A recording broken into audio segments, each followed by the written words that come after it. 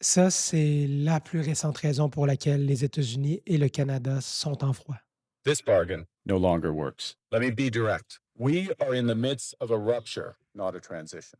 On va essayer de comprendre pourquoi et aussi comment ce discours-là est aussi marquant. In 1978, the Czech dissident Václav Havel, later president, wrote an essay called The Power of the Powerless. And in it, he asked a simple question: how did the communist system sustain itself? De citer Havel comme ça, c'est pas anodin. Au-delà de la métaphore qu'il essaie de faire tout au long du discours, il essaie aussi de se placer dans le camp de ceux qui ont des valeurs. Parce que c'était ça, Havel. C'est quelqu'un qui s'est opposé à l'autoritarisme. C'est quand même difficile de ne pas voir une métaphore là, par rapport à Trump là-dessus. We're doubling our defense spending by the end of this decade, and we're doing so in ways that build our domestic industries. Juste après avoir dit on n'est plus en transition, on est en rupture, là, il pose une action concrète en disant on va doubler le budget militaire. Alors, la question que je me pose toujours, moi, c'est est-ce qu'on va être capable? Parce que c'est une chose de dire on va doubler le budget militaire, mais c'en est une autre d'être capable de le dépenser. Canada strongly opposes tariffs over Greenland and calls for focused talks to achieve our shared objectives of security and prosperity in the Arctic. Avec cette phrase sur le Groenland, il vient clairement de choisir son camp, c'est-à-dire celui des Européens. Ça s'inscrit aussi en toute logique avec sa vision du monde, de moins en moins compter sur les Américains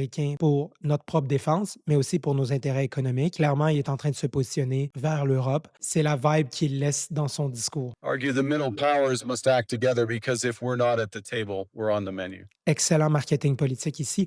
Je pense que c'est lui-même qui a écrit son discours, du moins c'est ce qu'on dit. J'imagine qu'il y a quand même eu de l'aide un peu d'autres personnes, mais cette phrase-là, elle était clairement destinée à la viralité. C'est une excellente phrase parce que ça vient résumer tout ce qu'il a voulu dire dans son discours. C'est sincèrement très, très bien joué de sa part. L'autre chose que je veux dire là-dessus, Carney à Davos. Qu'est-ce qu'il y a à Davos? Il y a des chefs d'État, il y a des chefs de compagnie, il y a des penseurs. Clairement, il est avec les gens qu'il a côtoyés avant d'entrer en politique. Il est beaucoup plus à l'aise dans un contexte comme ça que dans un stand à Poutine à Drummondville, par exemple. We know the old order is not coming back.